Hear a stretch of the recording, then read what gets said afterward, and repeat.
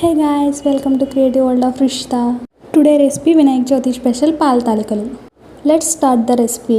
First గా ఒక bowl తీసుకుని దాంట్లో 1 గ్లాస్ ఆఫ్ వాటర్ పోసుకోవాలి. లైట్ గా సాల్ట్, బెల్లం, నెయ్యి కొంచెంగా వేసుకోవాలి.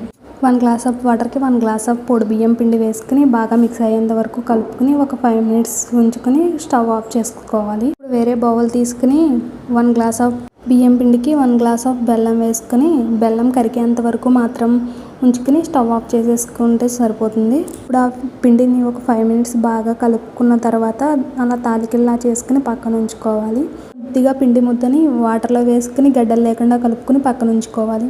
స్టవ్ వెలిగించుకుని పాలు పెట్టుకుని పాలు మరిగిన తర్వాత ఆ తాలికలు వేసుకుని వెంటనే తిప్పకుండా కొద్ది మూత పెట్టుకుని కుక్ చేసుకోవాలి. మూత ఫుల్గా పెట్టకుండా ఆఫ్ మాత్రమే పెట్టుకోవాలి.